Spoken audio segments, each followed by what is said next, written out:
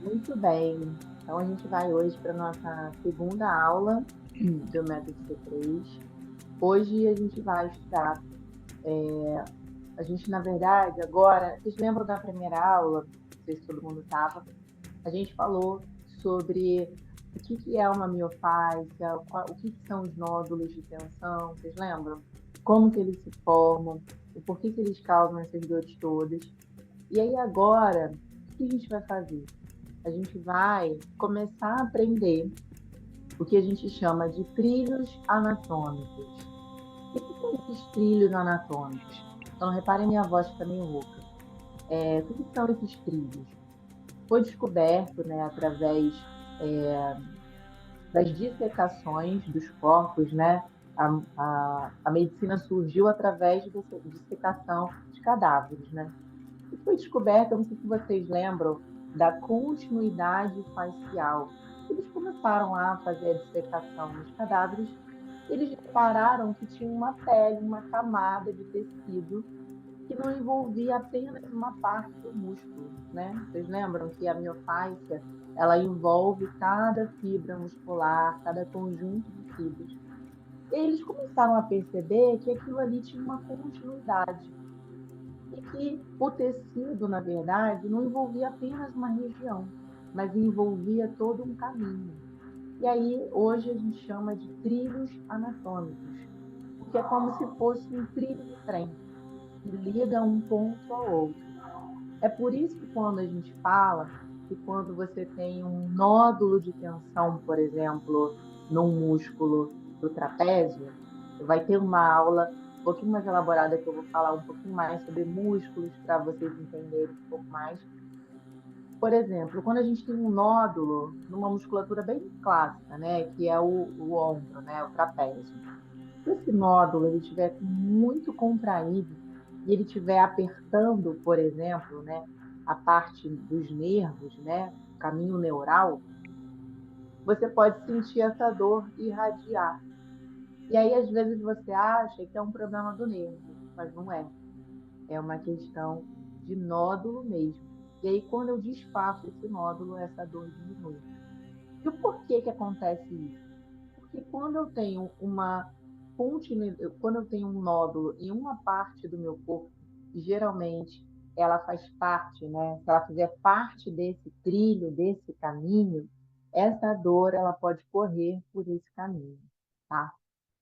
E aí, qual é a ideia da gente entender aqui hoje, né, no método C3, esse conceito desse caminho? Isso vai ajudar você tanto na sua prática de yoga ou de qualquer coisa, tanto quando você estiver com algum processo doloroso. E hoje a gente vai falar sobre um trilho, que é um trilho que eu sempre falo, que é a parte posterior da nossa coluna. Então ali você vai entender o porquê que quando você tem um encurtamento de parte posterior de coxa, se você, por exemplo, você não consegue fazer, consegue tocar a ponta dos pés quando está sentado. O porquê que não é só um encurtamento de perna, o porquê que não é só um encurtamento de coluna.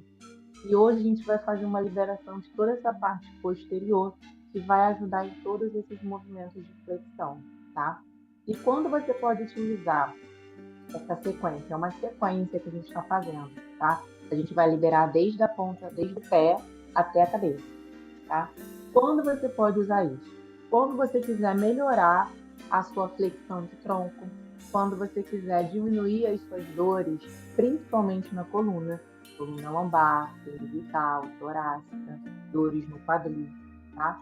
E aí você utiliza toda essa liberação da parte posterior, tá bom? Eu vou passar os slides só para vocês entenderem um pouquinho, tá? Então hoje eu vou fazer um trilho só para não ficar muito comprido, muito longo. Pelo meu calendário, eu já vi que eu vou ter que dar mais aulas de C3 para vocês, porque não vai dar, porque o módulo de Python ele ficou grande, né? Não vai caber.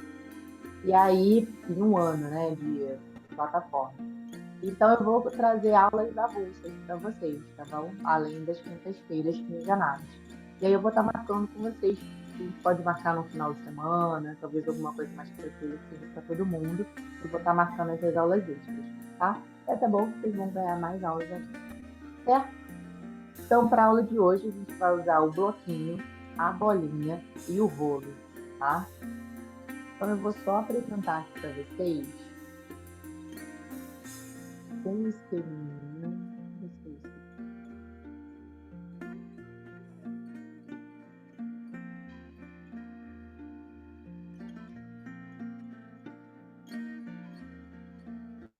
se vocês estão conseguindo ver. Sim, deixa eu tentar aumentar aqui.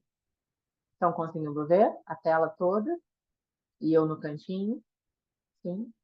Ok. Então, hoje, a gente vai pegar essa primeira figurinha aqui, ó. Linha superficial posterior. Tá vendo o esqueletinho? Então, você está vendo que o esqueletinho, a gente até já comentou sobre ela na última aula. Ela vai pegar toda essa parte azul, que é, na verdade, ele pega até assim na frente do esqueleto, tá? Então, existe aqui, ó, em cima da sobrancelha, a face começa aqui. E ela pega toda a parte craniana, e aí depois começa a parte muscular mesmo. Na parte da testa, uma parte mais tecidual. E aí, aqui atrás, a gente já começa com a faixa envolvendo toda a parte muscular.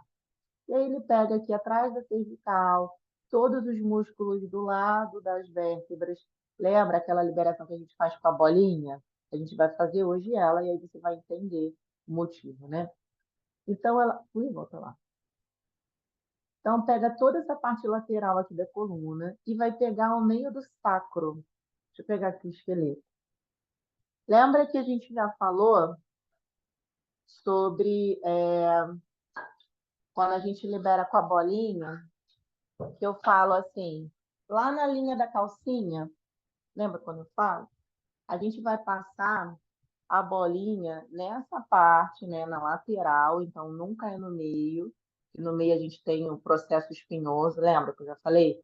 Quando você coloca a mão atrás da sua coluna, coloca a mão aí, você vai sentir vários pontinhos pontudos. Esses pontinhos pontudos é essa região aqui da nossa coluna vertebral, tá? Que a gente chama de processo espinhoso. Vou pegar o outro aqui para você ver.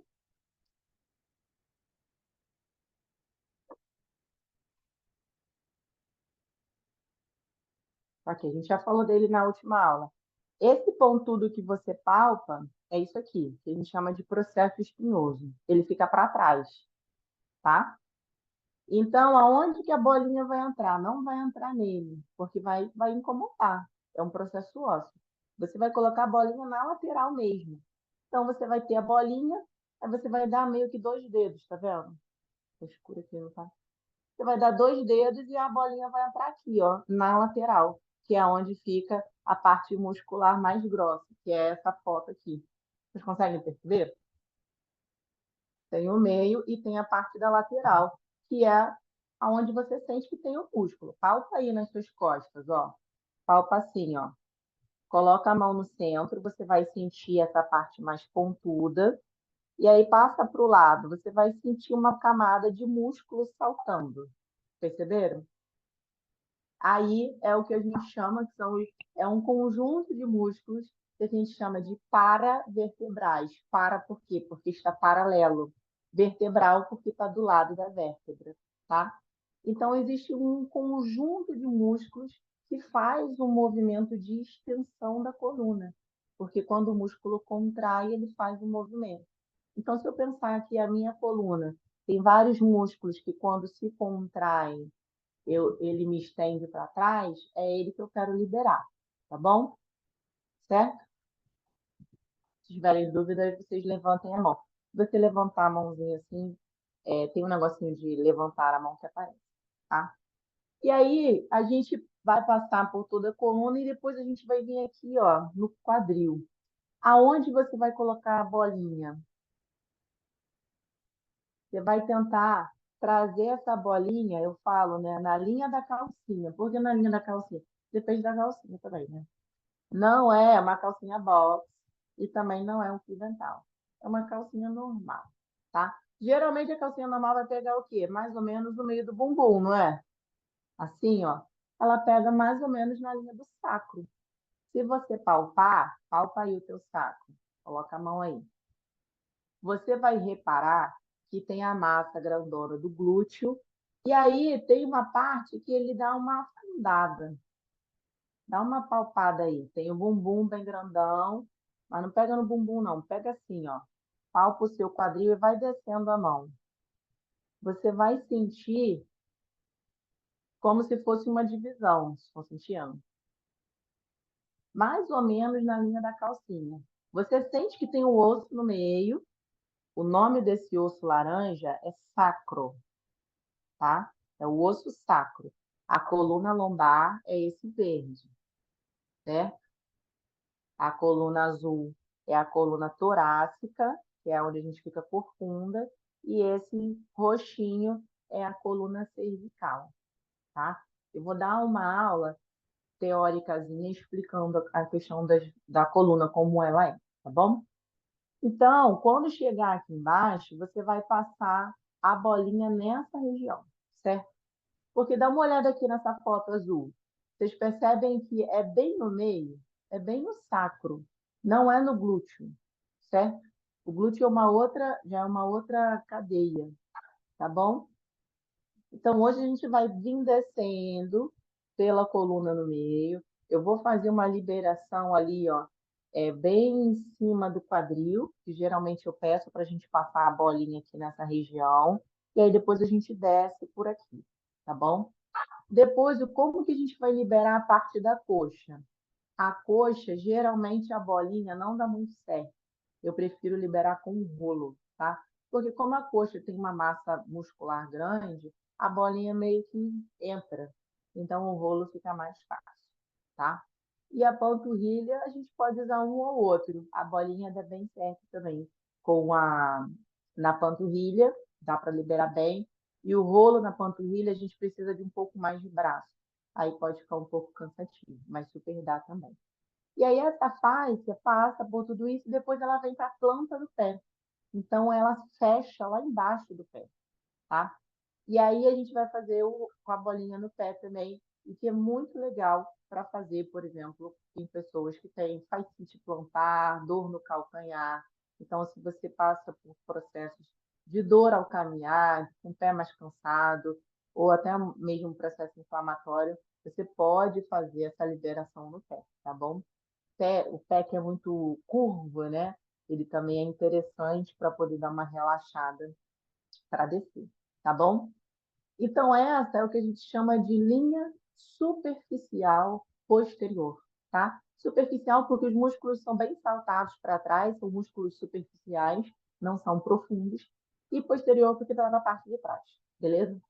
Então, aqui ele só fala, né, um resumo de por onde ele passa todinho, tá bom? Não precisa gravar os nomes, mas é a arcada supraciliar, a faixa epicraniana, região posterior do occipital. O occipital é esse ossinho embaixo do crânio, tá? Que é quando a gente libera com bloquinho também, às vezes, a gente está liberando essa região, tá?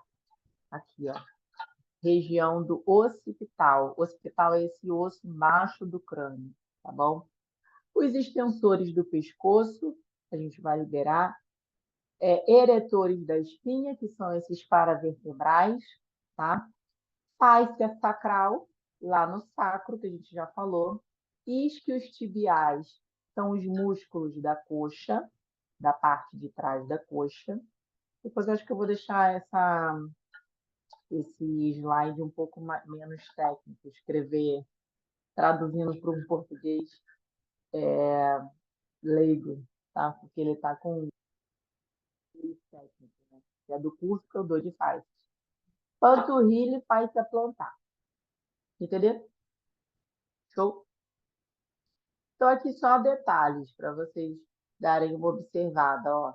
Então, aqui no pé é a faixa plantar, que quando a pessoa tem uma fascite plantar, é essa região que geralmente está inflamada, está tensionada, e aí a gente precisa fazer uma soltura dessa faixa, tá?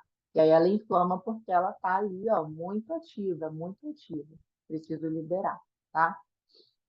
Os subfitais, tá vendo aqui? Lembra quando a gente faz com a bolinha? Com a bolinha não, com o bloquinho? Eu vou colocar o meu bloquinho nessa região, ó. Quem já fez massagem comigo, sabe quando eu coloco a mão assim em concha, e aí eu coloco o paciente deitado e eu coloco a minha mão embaixo dessa região e eu deixo pesar. O que que eu estou fazendo aqui? Eu estou liberando esses músculos. Como você pode fazer isso em casa? Com o bloquinho.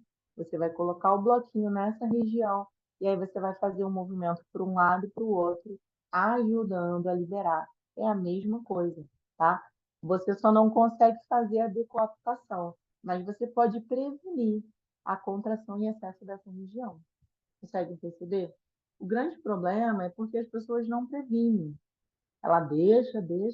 Lembra que eu falei? Deixa o negócio ficar assim, pedindo socorro, Deus, aí pede um milagre do fisioterapeuta. E aí, realmente, o negócio fica feio. Mas se você fizer, assim, com uma frequência, vai ajudar. Vai diminuir, né, o excesso de tensão e contração da região. Aqui o quadril, tá vendo? Essa fáscia, e aí é aqui que a gente vai vir com a bolinha, que geralmente fica bem preso também, quando a gente está com o quadril bem travado. Soltar esse sacro é fundamental, porque o sacro ele fica junto com o ilíaco. E aí o que que acontece? Essa região, ela tem micromovimentos, não é um movimento muito grande, mas o sacro se movimenta. Então, quando o quadril vai para frente, o sacro vai para trás. Ele faz um movimento assim, ó, contrário. E esse movimento precisa acontecer. Se eu tenho essa região travada, eu posso trazer uma dor na minha lombar, tá? Conseguem perceber que é tudo conectado? Então, quando a gente começar a liberar de cima para baixo, você vai ver que vai ficar muito mais fácil. E aí, antes da gente fazer, a gente vai fazer um teste. Você vai fazer a postura da pinça, sentado, e vai fazer em pé, para depois a gente testar no final, tá? Eu vou até fazer um negócio, não sei quem é que está com o celular. A gente vai fazer, vou fazer um print aqui, depois a gente faz um print final para ver como que a gente ficou. E aí aqui a parte posterior da coxa, tá vendo? Aqui a gente vai soltar esse vermelhinho, ó, que é o músculo, né, posterior da coxa, o bíceps, os isquios tibiais e a panturrilha, certo? Então, qual é a função dessa linha? Qual é a função dessa linha superficial posterior? É suportar o corpo em extensão, né? Manter ereto, né? Essa extensão vertical completa, para evitar o quê? A tendência de me curvar. Por que que eu me curvo? Porque eu não estou com essa linha, essa falha, essa linha superficial ativada. Quando a gente fala em trilhos anatômicos, eu não posso pensar só que isso está contraído em excesso. Todas as nossas cadeias, elas precisam, lembra lá do yoga, quando a gente pratica, eu preciso de força e flexibilidade, certo? Concorda? Se eu tiver muita força, por exemplo, um cara que faz super crossfit, um halterofilista, ele tem muita força, mas esse cara vai ter flexibilidade? Você acha? Sim ou não? Não, por quê? Porque ele não tem arco de movimento. O músculo dele está ali, ó, muito ativo, tá? Então, quando eu penso em cadeias, eu penso que é um boneco, né? É como se fosse uma marionete. Eu preciso que um lado contraia e o outro ceda, e eu preciso que o outro lado contraia e o outro ceda, tá? A linha é a mesma coisa.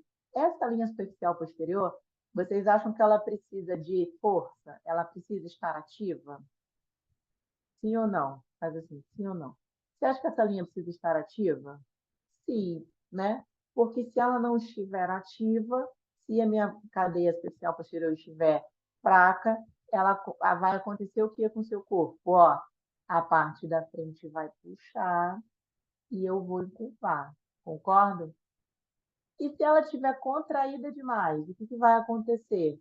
Eu entro numa extensão muito intensa. Essa musculatura vai estar aí, ó, gritando. Concorda? Conseguiram entender a dinâmica? Sim? Deixa eu ver outra galera, eu só consigo ver uma galera. Oi, Tereza. Foi Sidoca. É que eu só estou conseguindo ver 4 pessoas. Então, tá bom. Então, vamos lá. Então, essa cadeia, ela precisa estar forte e flexível, beleza? Hoje, o que que a gente vai fazer? A gente vai liberar essa cadeia. Por quê? Eu estou partindo de um princípio que eu estou com encurtamento, com tensão, com nódulos, tá bom?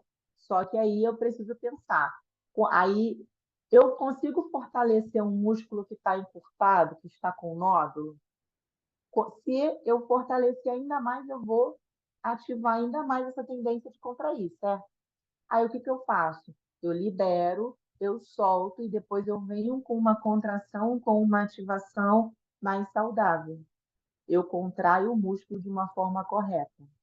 Conseguem entender isso? Então, se eu consigo soltar essa musculatura e depois trabalhar a ativação através das práticas, aí fica ok. Por isso que a gente, na primeira aula, a gente falou assim, que a liberação miofascial, ela pode ser utilizada depois dos treinos, certo? Depois da musculação. Isso não vai impedir, não vai atrapalhar essa musculação. Ela vai melhorar a qualidade de recuperação, tá? E aí a gente vê, né? Ah, o que que eu preciso? Eu quero melhorar a minha mobilidade. Não, eu sou um treinamento de alto rendimento, eu não posso liberar muito, porque senão eu perco força. Depende muito do que você precisa. Se hoje você tem dor, se tem nódulos de tensão, pode liberar. E depois você vem e faz um trabalho de ativação para ativar, mas sem contrair excesso de novo, tá? E aí, qual é a função de movimento, né? Então, aqui ele vai permitir essa flexão de tronco, então ela cedendo, ela permite que o tronco se feche, né?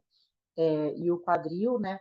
Quando ela permite, ela se alonga, ela fica flexível, tá? E com os joelhos estendidos, né? Então ela vai permitir esse movimento. Quando eu trago o meu corpo à frente, eu alongo essa faixa. Quando eu estendo, eu ativo. Tudo bem? Conseguiram entender? Então, e ela, o que que vai fazer quando ela estiver ativa? Ela vai fazer uma hiperextensão do tronco, jogando o corpo para trás, ok? E uma flexão do joelho. Por quê? Aí vou ter que levantar para explicar, para não ficar confuso. Se eu estou com essa parte de trás toda ativada, se eu ativo essa faixa, eu hiperestendo a coluna, ok? Só que aí eu tenho a parte de trás da coxa. E a parte de trás da coxa, eu faço um movimento de flexão do joelho. Entenderam? Então, se eu contraio aqui, eu puxo essa região para trás. Então, eu ativo o meu joelho. Certo? Entenderam? Tá. E faço também uma flexão plantar. Flexão plantar é a ponta de pé, que aí é a ação da panturrilha. Tá? Ok? Beleza. Então, aqui a gente vê as compensações posturais associadas a essa linha posterior, tá? Então, eu tenho uma limitação da dorse. O que que é dorse? É esse flex. Sabe quando eu peço para puxar o pé para cima, que eu falo, faz flex, que é puxar o pé para cima. Por que que eu vou ter uma limitação de trazer o pé para cima? Ou, por exemplo, eu vou ter uma limitação de fazer o adomuca, o meu tornozelo fica fora do chão, sabe? Porque a minha panturrilha está encurtada. Quando eu libero a minha panturrilha, eu consigo descer o meu tornozelo no chão. Tudo bem? E aí, quando eu libero a panturrilha, eu ajudo a fazer esse movimento do adomuca, esse bendito do calcanhar no chão, tá? Eu faço uma hiperextensão dos joelhos. Por quê? Eu tenho a parte de trás da coxa e eu tenho a panturrilha puxando o meu joelho. Então, as duas partes se contraem e aí eu trago o meu joelho para trás. Eu puxo. os dois ângulos para trás. E aí eu faço uma hiperextensão dos joelhos, tá? Eu acabo encurtando. Vocês entenderam isso? Porque imagina que aqui está o joelho, ó. Eu vou ativar os dois. E aí o meu joelho vai hiperestender, ok? Eu tenho encurtamento da parte de trás da coxa, e aí é quando a gente sente puxar muito atrás da coxa. Eu vou aumentar a minha hiperlordose, por quê? Agora eu vou mostrar aqui. Tá aqui o meu quadril. O que que é a hiperlordose? É quando eu aumento essa curva para frente do quadril. É quando eu estou aqui e a pessoa está aqui, ó. Sabe? A pessoa que tem essa curva na lombar muito grande, que fica com o bumbum muito empinado, por que que essa parte aqui está contraída? Todos os músculos estão aproximados. E aí eu aproximo todas as minhas vértebras. Consegue entender isso? Então, eu tenho toda uma musculatura na parte posterior da coluna, e aí esses músculos se contraem, se apertam. E aí eu aumento essa lordose lombar, tá? Todo mundo tem lordose lombar. Às vezes a pessoa fala assim, eu tenho lordose lombar. Todo mundo tem. A gente chama de curvatura fisiológica, uma curvatura normal, tá? O que é em excesso, a gente chama de hiper. Igual na coluna torácica. Quando a pessoa fala assim, eu tenho cifose. Quem aqui já ouviu falar assim, a pessoa falar, eu tenho cifose na coluna, cifose torácica. Já ouviram falar? Nunca ouviram? Já? Por exemplo, TT. TT, ela não tem cifose, ela tem uma hipercifose. Porque cifose todo mundo tem, porque é uma curvatura normal da coluna, tá? Vou botar minha carinha aqui. É essa parte aqui da coluna. A gente tem que ter uma curvinha, é normal, para poder distribuir o peso, porque a gente pensa que tem uma força da gravidade empurrando a gente para o chão, certo? Que se não tiver a força da gravidade, a gente estaria como? Igual os astronautas, voando, né? Dentro da espaçonave. A gente tem que ter gravidade, é isso que puxa a gente para o centro da Terra. Só que essa gravidade, ela faz o quê? Ela empurra, ela faz força contra o seu esqueleto. E aí, essas curvaturas da coluna, Deus é muito inteligente, né, gente? Gente, Deus pensou em tudo. Porque se eu não tivesse essa curvatura, o que que ia acontecer? Ia aumentar ainda mais esse peso, e aí a gente trabalha lá na física, lembrando, né, da física. Quando eu tenho um peso muito grande em cima de um. Ai, meu Deus. Em cima de um. Igual a Torre de Pisa. Tem a Torre de Pisa? Que é um negócio redondo, parece uma vértebra, né? Parece a coluna, né? A Torre de Pisa redonda, não é a Torre de Pisa? Sei lá, que tá torta assim. Por quê? Gente, um negócio gigante. Parece até uma coluna vertebral. Não tem como. Ela tem que ter. A gravidade, ela precisa distribuir. A gente fala que é distribuição de vetores de força. Se essa força vem toda em cima da vértebra, aí o que que acontece? Se eu não tenho essa curvinha para distribuir essas forças, por exemplo, eu estou aqui, aí vem uma força aqui da gravidade e eu tenho essa cifose. O peso vai vir para cá, aí vai ter uma distribuição de força. Vai vir um pouquinho de força para cá e um pouquinho de força para cá. Lembra? Lembra lá, sei lá que série que deu isso, gente? Madeira, né? Alguma vez na vida. Quando eu tenho uma retificação dessa coluna, aí vem o peso inteiro aqui. E aí o que que acontece? O disco se projeta. Exatamente. E aí ele se projeta e faz o que a gente vê que é a protusão do disco, tá? E aí, enfim, hérnia de disco. Tanto que quem tem retificação da coluna tem mais propensão a ter hérnia de disco. Por quê? Não teve essa distribuição de forças. Entenderam? Então, por exemplo, quando eu vejo um exame e tem lá retificação da coluna lombar, fato que vai ter aumento da pressão do disco, tá? No caso, por exemplo, de TT. TT é com o tempo, né, a coluna vai se fechando, né, por um processo patológico mesmo. E aí ela vai aumentando o que a gente chama de cifose torácica, aí entra numa hipercifose, tá? E aí o que a gente precisa fazer nesse caso, né? Abrir principalmente. Aí hoje, por exemplo, Tereza, hoje a gente está liberando a parte posterior. Vai liberar, vai tirar as tensões para você poder ativar depois. Compreende? E aí, quando a gente for abrir essa parte aqui, por que que quando a gente faz abertura de peito, sente tanto quem tem cifose torácica? Por exemplo, eu tenho uma hipercifosezinha. Toda a minha limitação é para abrir, porque eu sou fechada atrás, entendeu? E aí, o que que eu vou trazer de estímulo para vocês pensarem? O que que vai ser mais desafiador nessas liberações? Eu quero que vocês anotem para você poder fazer um antes e depois. Isso que é o mais importante. Qual a região do seu corpo, e aí a gente volta lá nos princípios, né, daqui do método, que é observar, analisar qual a região do seu corpo você sentiu mais na liberação, tá? Quero depois que vocês comentem lá no grupo. Sentir mais na região tal, tal, tal. Porque quando você começa a analisar qual a região do seu corpo você sente mais tensão, mais dor, anote mesmo. Se não quiser anotar no papel, bota lá no grupo assim que acabar a aula, que aí vai ficar gravado e você não vai esquecer. Por quê? Essas tensões, você pode anotar, vai estar relacionado quando a gente falar lá de chakras e lá de couraças, tá? Isso é assim, certo, certo. Por exemplo, eu tenho muita ativação, muito aperto lá na minha torácica.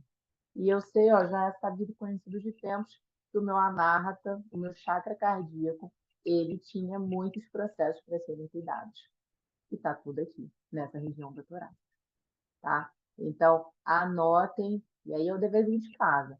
Anotem, a gente vai passar por várias linhas e aí você vai descobrir o que que realmente, né? Qual a região do seu corpo está mais travada, qual a região do seu corpo precisa de mais liberação. E aí vai ser uma liberação física. Você vai perceber isso no energético, quando a gente for falar sobre chakras, e também nas corações musculares, tá bom? E aí, aqui estou continuando. O sacro, né? Esse sacro ele vai puxar para baixo, vai desalinhar. Então, essa região do bumbum vai puxar para baixo também, trazendo um deslocamento. A pelve vai jogar para frente. Limitação do occipital. O pescoço vai fazer o quê? Contrair, porque a musculatura de trás vai estar puxando para frente, tá? E um deslocamento também, ó, do pescoço, né? Da vértebrazinha lá, a primeira vértebra da cervical para frente. Consegue entender isso? Aqui atrás, o músculo do pescoço ativou, tum, jogou o pescoço para frente, tá? E aí aqui só para vocês pensarem aonde essa linha vai entrar na minha prática de pilates, de yoga, de qualquer coisa que eu vou fazer, tá? Olha minha foto aqui com bunda pro alto. Pensa que ela tá pegando toda essa parte de trás da coluna, tá vendo? Então aqui, olha o meu tornozelo no chão. Eu estou alongando a parte de baixo do pé, eu estou alongando a panturrilha, eu estou alongando atrás da coxa, eu estou alongando a coluna. Consegue ver um redondinho aqui na minha coluna? Aqui, ó, parece um ovinho. Já foi muito pior, mas ainda tem bastante. Conseguiram ver aqui, ó? Aqui tá reto, aí aqui faz uma curva. Perceberam? E aí vem no yoga tradicionalzão, no Ashtanga, essa postura é com o queixo no peito. Por que com o queixo no peito? Aí quando eu fui ver, né, que fui montar essa coisa das faces, faz sentido o raio do queixo no peito para um Adho Mukha tradicional, porque eu alongo ainda mais. Mas aí na prática, né, no yoga contemporâneo, o que que a gente fala? Ah, alinha o queixo com os ombros, né? Eu quando eu pratico, eu trago o queixo no peito, suave, só para alongar um pouquinho mais, porque eu não fico muito tempo nessa postura, você não vai morar nessa postura. Então, eu trago essa intenção com o olhar lá no umbigo. Às vezes eu falo, não falo na aula, lá no Adho Mukha, olha em direção ao seu umbigo. porque você traz essa intenção de alongar ainda mais a cervical. Por isso que no Adho você não pode olhar para frente, certo? No Adho tá vendo que eu estou olhando para baixo? Se eu olhar para frente, vocês concordam que eu vou contrair aqui o meu pescoço? Vou fazer isso. Então, não pode olhar para frente, tá? Então, pescoço alinhado, e se você trouxer um pouquinho o queixo em direção ao peito, aí você alonga ainda mais o pescoço. Tá bom? Certo? E aí aqui, se eu for pensar no contrário, então quando eu alongo essa faixa, são todas as posturas que eu faço uma flexão, uma dobradura do meu corpo para frente, ok? E aí, quando eu ativo essa linha superficial posterior, tudo que eu faço para trás.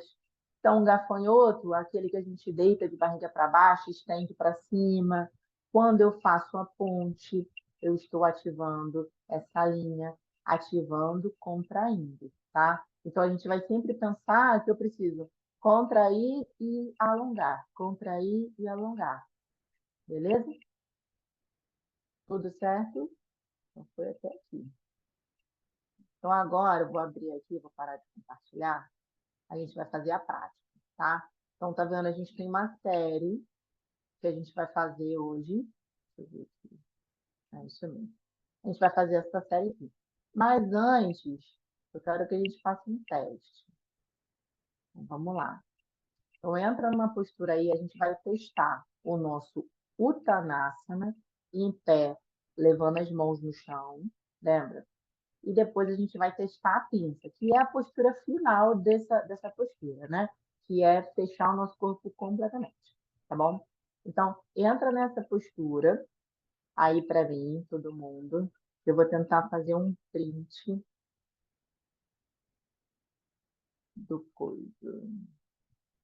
A primeira postura vai ser essa aqui, ó,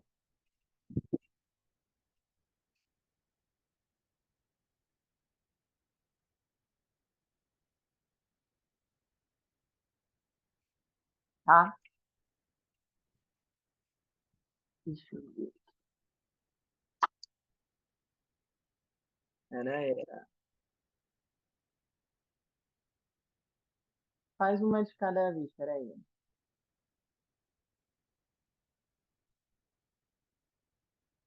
Deixa eu ver se eu consigo tirar uma foto. Dá uma pausa aqui na gravação.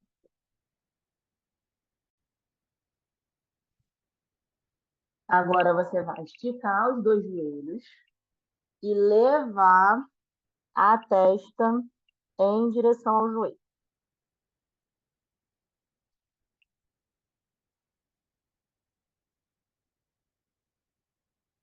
Isso.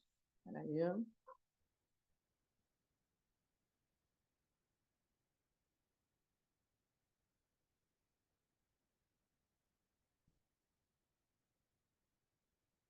Foi. Muito bom. Volta devagar. Isso. Vou fazer o seguinte, eu vou pausar essa gravação para entrar só a aula teórica e eu vou continuar gravando para poder entrar só a parte prática, tá? Para quando vocês quiserem praticar, você já vai lá na aula, que é só na aula prática, tá bem? Mas se quiser revisar a teórica, eu vou botar teórica e prática, tá?